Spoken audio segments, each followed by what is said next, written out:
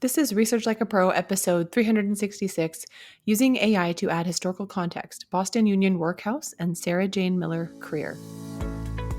Welcome to Research Like a Pro, a genealogy podcast about taking your research to the next level, hosted by Nicole Dyer and Diana Elder, accredited genealogist professional. Diana and Nicole are the mother-daughter team at FamilyLocket.com and the authors of Research Like a Pro, a genealogist guide. With Robin Worthland, they also co-authored the companion volume, Research Like a Pro with DNA. Join Diana and Nicole as they discuss how to stay organized, make progress in their research, and solve difficult cases. Let's go! Today's episode is sponsored by newspapers.com. Hi, everyone. Welcome to Research Like a Pro. And hi to you, Mom. Hi, Nicole. How are you doing? Doing great. Just working on all the lectures and preparations for the institute we're doing next week. It's going to be so fun. I'm excited to learn all about AI from other people as well to teach about AI. And of course, as we're preparing, we're always learning new things and new capabilities, which is so fun. Right? I know. I have learned some new things and it's been pretty busy getting 10 lectures ready and I'm not finished yet. And at the time we're recording this, it's June and Texas Institute of Genealogical Research is coming up next week and we're teaching about AI. So, of course, there's a lot of things that need to be updated because AI changes so quickly. And it's been fun trying out the Claude research capabilities. And I just made some new discoveries about ways that I can use AI and research logging.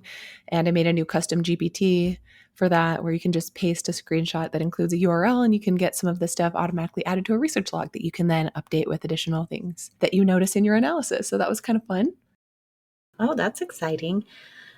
I think that the only hindrance to using AI is our imagination sometimes and just trying to think what we can have it do and then trying it out. And every time you do that, you learn. So that's great that you are experimenting so you can teach us in the Institute course. Well, I'm excited. For our announcements, the next Research Like a Pro webinar in the series for 2025 is going to be by Yvonne Fenster, Untangling Family Networks Using Documentary Research and DNA Analysis to Search for Glenn Hopper's Father. So she'll talk about using Y-DNA and autosomal DNA evidence combined with documentary research to explore Glenn Hopper's paternal origins in 20th century Tennessee. Y-DNA established the Daniel surname for Glenn's father, but which of Marcus Daniel's sons could be Glenn's father? What documentary evidence, from census records to Civil War pension files, could provide the geographic and chronological context needed to evaluate each Daniel brother as a potential father candidate? How could Banyan DNA analysis help navigate the complex genetic relationships between the Daniel brothers when their families were so heavily intermarried? So it will be great to hear from Yvonne. I enjoyed working on this project with her. It was a client project we collaborated on. And so, of course, Yvonne is one of our Family Locket researchers, and she is really skilled with DNA evidence. So it'll be great to learn more about that from her. She's also a professional genealogist accredited through ICAP Gen in the Upper South region of the United States, which includes Virginia, West Virginia, Tennessee, Kentucky, and North Carolina. And she has been through our Research Like a Pro and RLP with DNA study groups and has served as a mentor for both groups. And she actually has a background in science. So her degrees are many and varied: an Associate of Nursing from Onondaga Community College, a Bachelor of Science in Biology from Bridgewater State College, a Doctorate of Philosophy in Neuroscience and Physiology from SUNY Upstate at Syracuse, and a postdoctoral training at Cornell University in Ithaca. So she has a lot of training in academia, and when she's not uncovering family histories, Yvonne enjoys quilting, cooking, and spending time with her grandchildren and husband. Well, our next study group will be in the fall of 2025, beginning August 27th, and registration is ongoing and ends August 21st. So make sure you sign up soon. And if you'd like to be a peer group leader, let us know. There's an application on our website. And finally, join our newsletter. Every Monday, we have new posts or videos, podcast episodes that are linked in the newsletter. Thanks for going through all those fun announcements. Well, our topic for the day is talking all about our ancestor, Sarah Jane Miller Creer, and her time in a workhouse in England and how I used AI to help me write a summary of her life and to learn a little bit more about the workhouse. So, it's disturbing when we discover our ancestor wasn't an institution. It could be something like an asylum or a prison, or in this case, a workhouse. But we can learn so much about their experience in that institution by researching the actual institution. And in this case, Sarah Jane was in the Boston Union Workhouse in Lincolnshire, England, at the age of 10. So she was just a little girl. And I wanted to learn more about the specific workhouse. So I queried AI, and I was really happy with all the information that came back from Claude. For this experience, I was using the 3.7 Sonnet model, which was the most advanced at that time. And I just have to say that AI is amazing with helping us with this historical research, and it can save us so much time in learning and writing about our ancestors. Nicole had researched Sarah Jane several years ago and wrote a biography, and that was uploaded to Sarah Jane's profile on Family Search. So I wanted just a pretty short summary of Sarah Jane's life based on that biography. So I will read what AI gave me, which was really nice. Sarah Jane Creer, née Miller, was born on July 1st, 1841 in Swineshead, Lincolnshire, England. Born into poverty to unwed parents, Anne Miller and Thomas Bradley, Sarah Jane's early life exemplified the hardship typical of the era. By 1851, at just 10 years old, she lived with her mother in the Boston Union Workhouse as pauper inmates. Sarah Jane's life changed dramatically when she joined the Church of Jesus Christ of Latter-day Saints and was baptized on February 2nd, 1856, in the Surfleet Seasend branch. Her devotion was evident when she donated 5 shillings to the church just a month after baptism, a substantial sum for someone of her means. At age 14, Sarah Jane emigrated from England with her mother Anne and stepfather James Werner, sailing on the ship Samuel Curling in April 1856. Upon reaching America, they joined Edmund Ellsworth's handcart company, walking 1,300 miles from Iowa City to Salt Lake City. During this arduous journey, Sarah Jane often pulled the handcart while her ill mother rode upon it, her feet frequently bleeding from the difficult trek. That's interesting that AI added that part. In my biography, I talk about how one of the descendants wrote that, but I don't know that it was like based on sources or if that's just something that they all assumed. Who knows? But it could have been passed down in the family. I would imagine she would tell that, that probably was part of her narrative, saying, yeah, I walked so much, my shoes wore out, my feet started bleeding. That was actually really similar with a lot of the pioneers reporting that.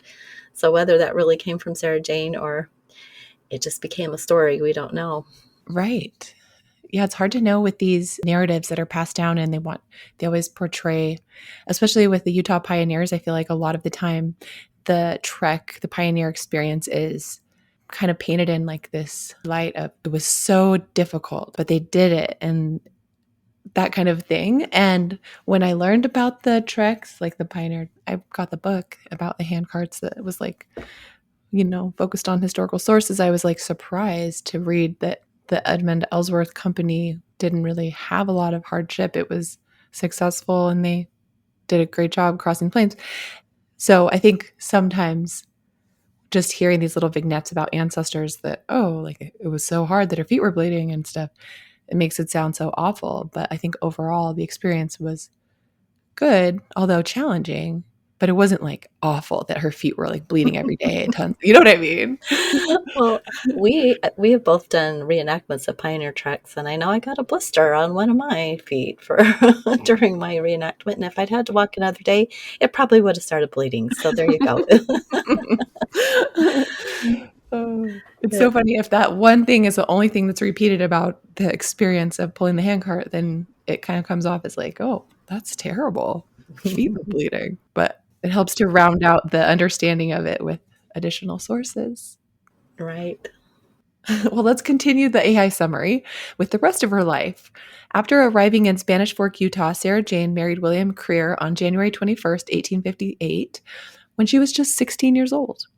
The couple initially lived in a dugout then a one-room log cabin, eventually building a proper frame home in 1877. Sarah Jane bore 9 children, raising 8 to adulthood. Her firstborn son died in infancy. Known for her orderliness, cleanliness, and devotion to family, she helped establish a righteous posterity while her husband served as choir president, city alderman, and attorney. Throughout her life, Sarah Jane remained faithful to her religious convictions and focused on her family. She passed away from pneumonia on November 22nd, 1902, at age 62, remembered as a tiny, black eyed lady with natural wavy hair whose legacy lives on through her numerous descendants. Her life journey from workhouse poverty in England to respected pioneer mother in Utah stands as a testament to faith, perseverance, and the transformative power of pioneering. So I love that, except for it left out the fact that William Creer was the mayor of Spanish Fork. It just stopped at attorney. Wasn't he the mayor? He was, and he also became a state legislator. So, yeah, just kind of summarized there. Gotta love those AI summaries where, they get a lot of things, but they kind of miss other things that you would think would be included in that list, I choir know. president, city alderman, attorney, mayor, and state senator. Like, you gotta finish the list. Right. Gotta love that. Okay. A word from our sponsor. Today's episode is sponsored by newspapers.com. Break down genealogy brick walls with a subscription to the largest online newspaper archive. Did you know newspapers.com has over 1 million pages of digitized newspapers dating back to 1690? Their growing collection includes papers from the US, UK, Canada, Australia, and beyond. Discover birth and marriage announcements, obituaries, and everyday stories about your ancestors in seconds. Newspapers.com can help you fill in the gaps between vital records and reveal details about your ancestors' lives that you can't find anywhere else. Their easy-to-use search feature lets you filter your results by date, location, specific paper, and more. When you find something interesting, newspapers.com makes it a snap to share it with family and friends. You can even save it directly to your ancestry tree. Come explore 1 billion pages and make infinite discoveries today on newspapers.com. Use promo code FamilyLocket for a 20% discount on your subscription. All right, so now let's turn to talking about the workhouse. And I decided that this would be a really good use of AI to see what it could teach me. And at this time, there was a good research capability with Claude, and so I asked it to learn more about it. So this was my prompt, and this was the extended thinking model and web search. You are an expert family historian. My ancestor Sarah Jane is listed in the 1851 England census as residing in the Union Workhouse in Boston, Lancashire, England. She is age 10 and a female. Please research the history of this institution and provide me with an in-depth report about it. I'd like to know why people were sent there, how they got out, and what the living conditions were like. So I decided in my prompt that I wanted it to be pretty specific. And it was interesting to watch the process. So as Claude was working on this, it did some initial research.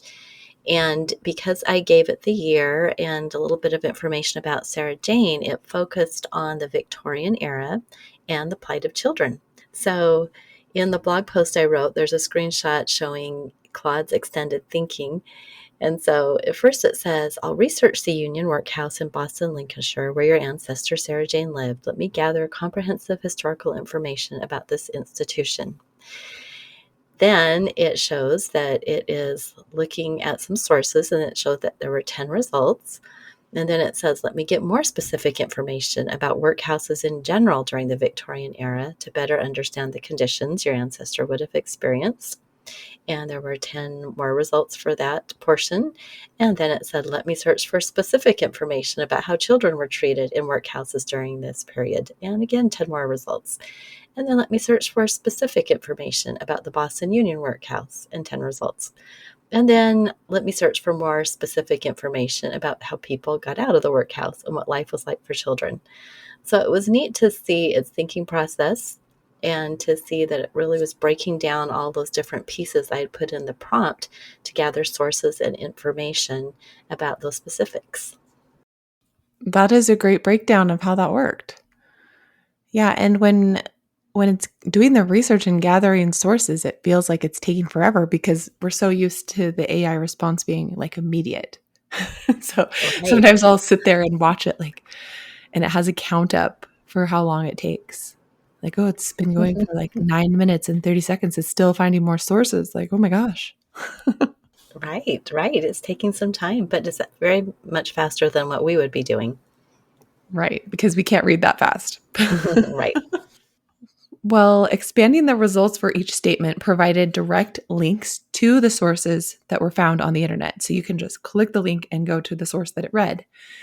And so it was really nice that it found some sources about children in the workhouses. So for the workhouses, it found such articles as The Changing Face of the Workhouse, Asylums and Everything, but ... 1834 Poor Law at the British National Archives, Victorian Workhouses, Child Labor at victorianweb.org, Victorian child labor and the conditions they worked in, and so forth. And I like this one, Victorian era poor relief outside the workhouse. So kind of even expanding beyond and kind of providing some opportunities for expanding, comparing, and contrasting various situations in that time period. Right. I was very impressed with all of the sources. And these were things that probably were readily available on the internet that I could have eventually found, but it was very nice to have everything brought together and sourced. So in the blog post, I have the full report with all the sources that Claude provided, and it has headings. It wrote in an informative style. So you can change the sort of style you would like it to write in, and I have normal as my preferred style, but I could easily change it to concise, explanatory, formal, or historical storyteller. So the nice thing is you can have it issue your story or your report, but then if you decide you want a different format, you just have it change it over and it just does it right. As soon as you give it that prompt, it will rewrite the whole thing in a different style. So I thought it would be really fun for this podcast to read through the report that Claude gave us. And, we have the sources there. If you want to look at the blog post, you can go to the linked sources and read exactly where it came from. But I really appreciated the way it did a nice grouping of all the different sources and bringing together the information. And of course, I did some spot checking to see if it was really just bringing the actual information over and not doing any hallucinations. And it seemed to do a good job. So the first part of it is historical background and establishment. And it says, the Boston Poor Law Union was formed on September 22nd, 1836, following the Poor Law Amendment Act of 1834, often called the New Poor Law, which established the Victorian workhouse system. The Boston Union comprised 27 parishes in the Boston Registration District, with a combined population of 29,898, according to the 1831 census. Wow, that is a lot. Oh my goodness, there was such a need for something to help poor people, but it's sad that the workhouse system was what they developed. Mm-hmm. Okay, going on with the summary. In October 1836, the Boston Board of Guardians advertised for plans for a new workhouse designed to house 300 inmates and costing no more than £5,000. On November 15th of that year, they accepted plans submitted by George Gilbert Scott, a prominent architect who designed many workhouses during this period. The Boston Union Workhouse was built in 1837 at the south side of Skirbeck Road, north of Boston Dock. Capacity was increased to 350 inmates, and the final cost was approximately £8,000. The design followed Scott's typical layout with a single-story entrance block with an archway at its center, the Guardian's boardroom at one side, and a chapel on the other. It consisted of an entrance range, the main workhouse building, and an infirmary situated between workshop and laundry ranges. It continues on with the section Administration and Governance. The Boston Poor Law Union Board of Guardians met on alternate Saturdays at the workhouse. Staff records from 1842 show that Reverend Dr. Roy was chairman of the Board of Guardians, with Richard Calthrop as vice chairman. Thomas Sylvester served as workhouse master, and Philip Brierly and his wife Anne were appointed as schoolmaster and schoolmistress in September 1842. Under the workhouse system, individual workhouses were administered by a board of guardians with representatives from each parish within the union. The board, led by an elected chairman, met weekly or fortnightly to discuss issues related to running the workhouse and specific pauper cases. The daily management fell to various officials. The master oversaw the entire establishment, while under him were positions such as schoolmaster, schoolmistress, and porter. Perhaps the most important administrative role was the clerk to the guardians, who kept records that provide valuable insights into the operation of the workhouse. So the next section is titled Why People Were Sent to the Workhouse. The workhouse was intended as a last resort for the destitute who had no other means of support. Several categories of people commonly ended up in workhouses. The people who lived in Victorian workhouses came from all walks of life. They included the very poorest of the poor, as well as criminals, the homeless, unmarried mothers, the elderly, and the mentally ill. Children in the workhouse often included orphans or deserted children, or bastards, or children of idiots, or of cripples, or of felons. So those are all in quotation marks, since those are not terms we like to use today. According to the 1909 Royal Commission, around half the children under care of boards of guardians in the 19th century were without parents or close relatives. For a child like Sarah Jane, there could have been several reasons for her presence in the workhouse. She may have been orphaned, her parents may have been too poor to care for her, her family might have entered the workhouse together due to destitution, she might have been abandoned or deserted. When a person applied for poor relief, they could be questioned about their place of settlement, whether they had relatives who could maintain them, any income from other sources, and other circumstances to determine their eligibility for assistance. Relief could be given as out relief, which was assistance while living outside the workhouse in cases of illness, or an order for the house, admission to the workhouse in other cases. The new Poor Law of 1834 attempted to restrict outdoor relief and force people into the workhouse system instead. So we know that Sarah Jane entered with her mother, and that, they were obviously too poor to live outside of the workhouse, apparently. Right, they were destitute, and what I saw in the research for this family is just a pattern of illegitimacy, and so I think that contributed a lot to not having the means to care for their family. When all the children were not born to a married woman, there was no father who they had claim on to take care of them. And both parents, we do know who her father was. He was also born as an illegitimate child, and so was their mother. So it was just interesting to find that pattern. And I did a lot of research into the context of illegitimacy, and especially amongst those who are in the poor classes. Also, I noticed that one of the sources for that section about the children in the workhouse comes from the workhouses article. And I wonder, that's probably the same website that I used when I wrote my family narrative for ProGen study group, because I wrote about Sarah Jane and basically her father. And the theme of it was like illegitimacy and his family. And so I did have a section about Sarah Jane in the workhouse, and I probably need to upload this to Family Search and make sure that I put it online, because I wrote this back in 2021 and I don't really think I put it on Family Search. So you probably didn't even remember that I did it. But I had written about some of the conditions and the poor law amendment. But anyway, one of the sources I was using was a British website called Workhouses. So Mm-hmm. seems like the deep research found that website too. Yeah, I was impressed with the different websites that are out there that talk about this. There's a lot of really good information. And those are also, cited, source cited, or they lead you to other websites. So there's been a lot of study done on the workhouses. Right. I think they were kind of more ubiquitous than we know. It seems like, what was this? But at the time, I think it was pretty common that everyone knew what the workhouse was and that they didn't want to go there. Yeah. So, speaking of that, let's talk more about life in the workhouse. So, the daily routine, life in the workhouse followed a strict regimen. And once again, we're quoting back to this report that was done, the AI deep research. So, life in the workhouse followed a strict regimen.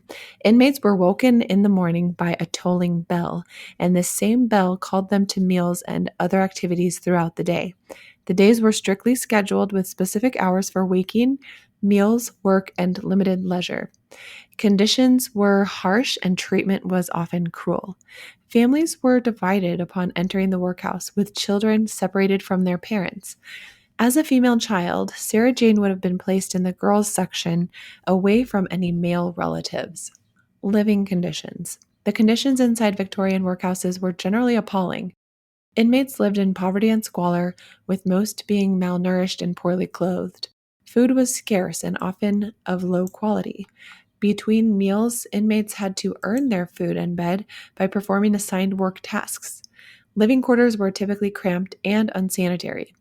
By the 1830s, most workhouses operated with prison like conditions. Mortality rates were high, especially from diseases like smallpox and measles that spread rapidly in the crowded conditions. Accommodations were cramped, with beds being placed close together, minimal space for movement, and poor lighting. Upon entering the workhouse, Sarah Jane would have experienced a profound loss of personal identity. New inmates were issued uniforms made from durable materials like wool and linen. These uniforms replaced their personal clothes, which were disinfected and stored until their departure. This practice maintained hygiene, but also symbolized the stripping away of individuality upon entering the workhouse system. So that's such a sad description, isn't it, about that idea of stripping away individuality, making them wear a Yeah. uniform. So interesting. Hmm. Well, let's talk about the food. The diet in workhouses was deliberately plain and monotonous, designed to discourage dependency on poor relief. The typical food available in the workhouse was often of very low quality and sometimes rotten. For breakfast, inmates were served gruel, a kind of porridge made from oats and water. The main meal of the day typically consisted of a broth or soup made from low quality meat and whatever vegetables were in season. While the diet was meager and monotonous, it was regulated and likely provided more consistent nutrition than many impoverished children might receive outside the institution. All right, so what about work and education for children? For a 10-year-old girl like Sarah Jane, life would have involved both work and education. In workhouses, education was considered a primary means to raise children out of poverty and to eliminate the germs of pauperism from the rising generation. Despite the workhouse's reputation as a place of discipline, disgrace, and hardship, it was viewed by poor law guardians as a setting for the reclamation and future redemption of children. Wow, that is interesting that they were trying to redeem the children. They probably treated the children a little different than the adults because they were trying to reform the children and maybe the adults they gave up on already. Yeah, I would think that they would try to educate them and try to break this cycle of poverty, because if you don't have an education and you don't have a vision of how you could better yourself, you're just going to stay in this cycle and it will just get worse and worse for society, I would think. Right. Well, I think that's definitely what they believed at the time, and that's probably why they were doing that. Hmm. Continuing with the AI report, workhouse children, especially in the decades prior to the 1870s, may have actually received a better education than children living in very poor families outside the institution. By law, workhouses were required to provide at least 3 hours of schooling daily. This education covered basic but valuable skills like reading, writing, and arithmetic, along with religious studies. The quality of workhouse education varied considerably. In some workhouses, children's lessons took place in 3 daily sessions: 6:30 to 8 a.m., 10:30 a.m. to 1 p.m., and 2 to 5 p.m., potentially totaling 7 hours of education per day, though only a minimum of 3 hours was required. Both boys and girls were taught writing in copybooks and on slates, learning arithmetic, and reading the Bible. However, gender specific training was common, with girls taught sewing, knitting, and housework, while boys might be employed in gardening or other manual tasks. Recreation and playtime was sometimes allocated between lessons. When not in lessons, female inmates typically engaged in housekeeping duties, while males undertook more physically demanding tasks. As a 10-year-old girl, Sarah Jane would have spent part of her day learning domestic skills that were considered appropriate preparation for her likely future as a servant. As you were reading that, I was thinking, what would be the future for any child that was there? And that's what it would be, because this was very much an era of the lower classes being the servants to those who had money and wealth. And that would have been the next step for them out of the workhouse. Well, a little bit more of information about Boston Workhouse continues. Some records specific to the Boston Union Workhouse that might be relevant to Sarah Jane's experience include the Lincolnshire Family History Society, which has preserved the Boston Workhouse Girls' School Admissions Discharge Register for 1850 to 1872, which would likely contain information about Sarah Jane's education. This would be a valuable resource for understanding her specific circumstances. By the 1920s, the Boston Union had established a cottage home for 13 pauper children at Brother Toft Road, Boston, showing an evolution in the care of workhouse children over time. According to historical records in 1842, just before Sarah Jane's time, Philip Brierly and his wife Anne were appointed as the schoolmaster and schoolmistress at the Boston Workhouse. By 1872, Thomas Sowden had become schoolmaster with Miss E. Wells as schoolmistress. So that's really interesting that there could be some more information. Did you ever look into that? If those registers are really available? I did try to get some original sources ordered from Lincolnshire. I don't think I ever found that one. So that would be interesting to order from the Lincolnshire family history about the Boston Workhouse Girls' School. So that would be great. I didn't know about that. I know it would be amazing to find her name on our roster or to learn more about just what was going on specifically while she Yeah. was there. Yeah, that would be really neat. I had some luck in, I believe it was like the police section of the newspaper because I found an article that talked about how Ann Miller was admitted to the workhouse. So that Mm, was cool. yeah. It was in the Lincolnshire Chronicle. And on May 3rd, 1844, it reported that Ann Miller, an inmate of the Boston Union Workhouse, was committed to hard labor for 21 days for misbehavior in the workhouse. So it was actually while she's already there, she was sent to a worse situation. I guess hard labor for 21 days is worse than even being in the workhouse. Oh, that's so sad. It probably had something to do with her child who was there, trying to see her child, or, we don't know how much they could see one another. They would have both been in the female section. Hmm. Right. I don't know for sure, but after like the research, kind of felt like she might have gone in and out of the workhouse during the 1840s and 50s.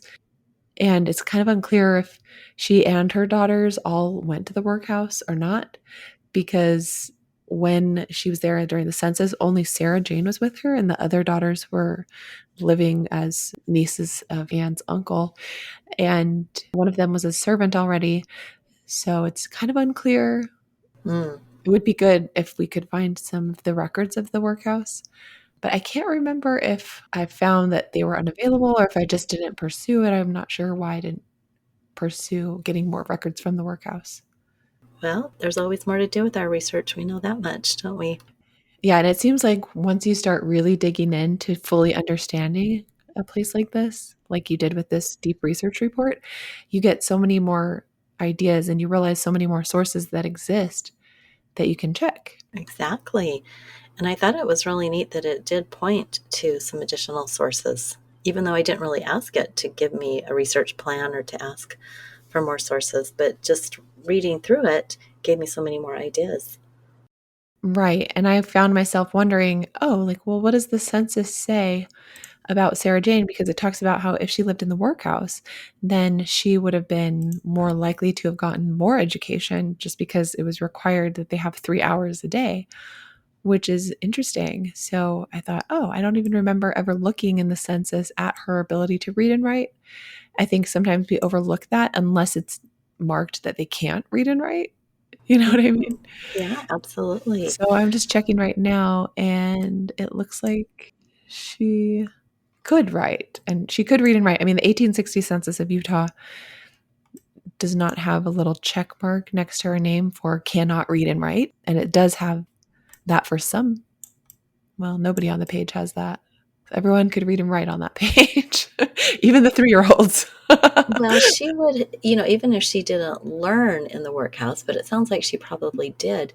She married a man who was very much into education because William taught himself to be a lawyer by just ordering books and then Right. studying those and passing the Utah bar and then becoming a state legislator. And so, you know, that typically, as a couple, you are maybe attracted to someone else who has the same drive for education that you do. You typically see people that are kind of on the same page with that. So it would make sense that perhaps she was more educated than not, in that situation, or that after she got married, she said, okay, now it's time to learn to read.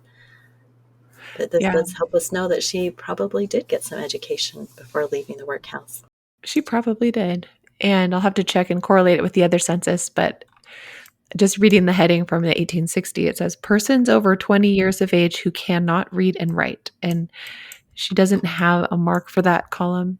Nobody on the page does. So, but there are ditto marks there. So it's interesting. I don't know. She was 18.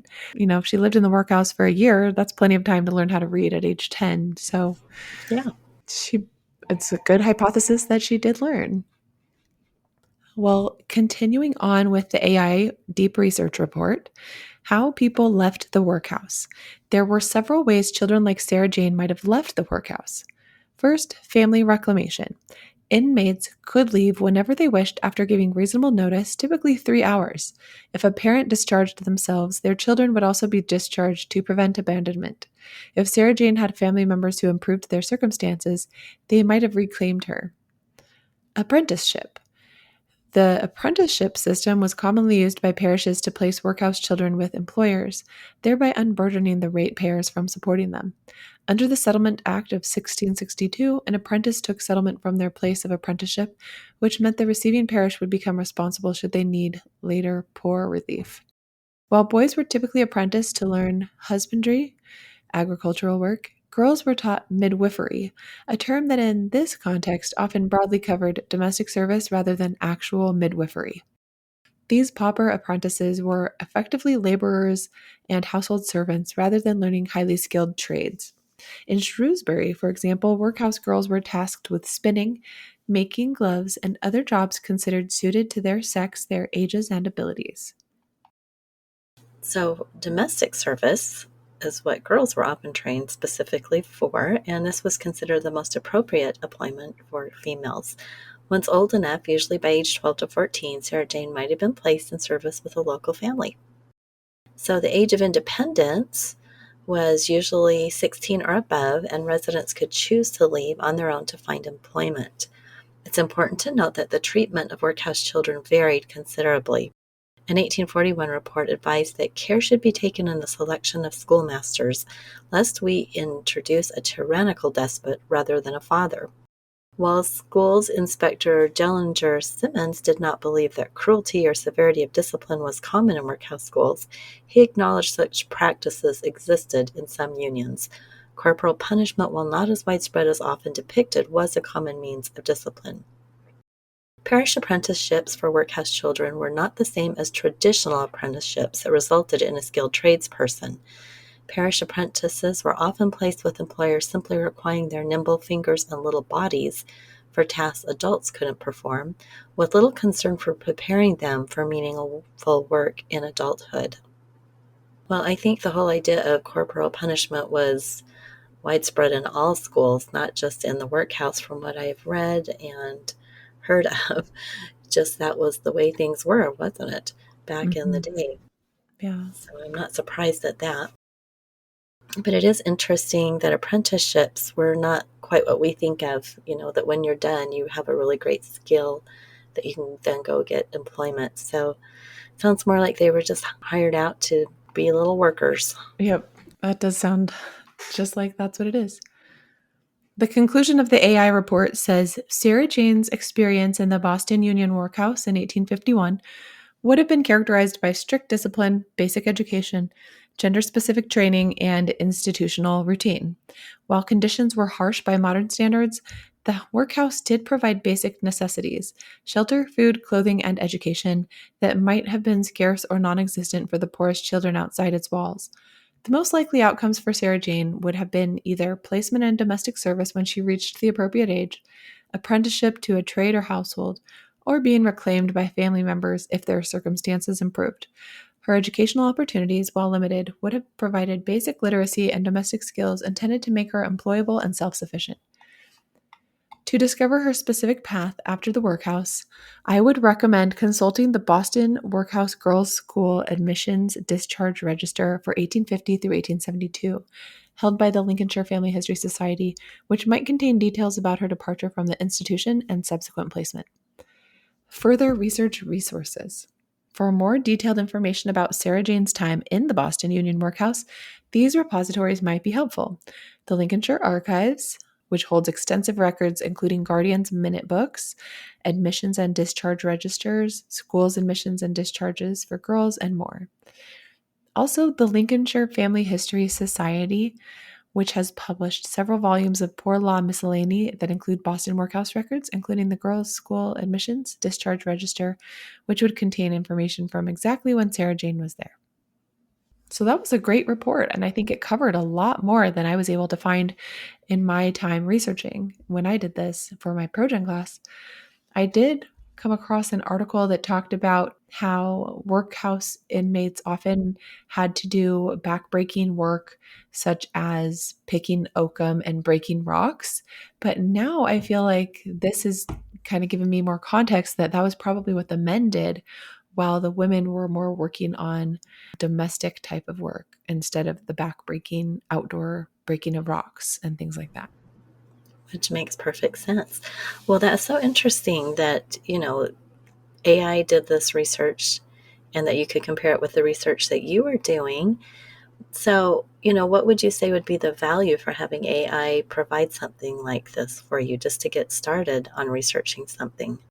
Well, it was much more thorough than the research I did, and so it gives a lot more resources. It also found a potential school register that I could have looked at, and my research was a little piece of a larger thing I was working on. So it was just like two paragraphs in a 10-page document.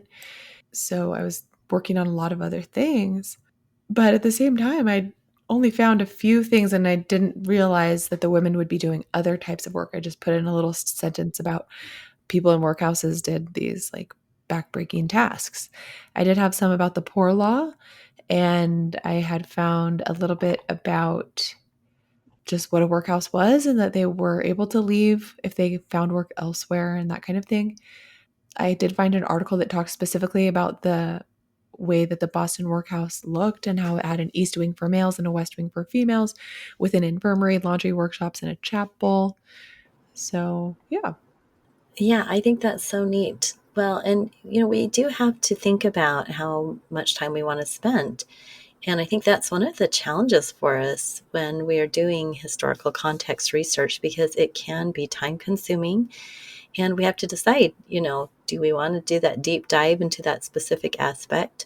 But I think that it's really valuable because now, having read all of this, we could probably summarize that even more and make it really specific to Sarah Jane. But there's just so much more information now that we have and so many more ideas. And using AI to speed up the process just really is so helpful to digest all of that information that can be out there on the internet. And in this case of Sarah Jane, I just loved how easy it was to give me details that educated me on the workhouse and summarized and brought together things from so many different sources. Absolutely. Well, if any of our listeners want to try something like this for your own research, here are a few tips. So, first of all, take the time to create a detailed prompt. Include some information about your ancestor and the specifics you'd like to know. And then use a model with deep research capabilities such as ChatGPT, Gemini, Perplexity, or Claude. And then experiment with different models to see which response you like the best. And be sure you have sources because AI can provide the sources, but sometimes you have to ask for them if it doesn't automatically give you sources, because then you really want to go to each article and do some fact checking. And I will just do spot checking with things like dates and specific names and making sure that it's really taking the information straight from the source. And then, of course, if we're going to use something like this in our writing or our narrative, we'd want to cite the use of AI, any summaries that it has created, because, that's a responsible and ethical use of AI. Well, I hope everyone listening has enjoyed this step back in time to talk about the workhouse in Victorian England for our ancestor, Sarah Jane. And I hope it's given you some ideas about how you could use AI to help you with some of your family history research. So thanks for listening, and we will talk to you next time. Bye-bye. Bye-bye. Thank you for listening. We hope that something you heard today will help you make progress in your research. If you want to learn more, purchase our books, Research Like a Pro and Research Like a Pro with DNA on Amazon.com and other booksellers. You can also register for our online courses or study groups of the same names. Learn more at familylocket.com/services. To share your progress and ask questions, join our private Facebook group by sending us your book receipt or joining our courses. To get updates in your email inbox each Monday, subscribe to our newsletter at familylocket.com/newsletter. Please subscribe, rate, and review our podcast. We read each review and are so thankful for them. We hope you'll start now to research like a pro.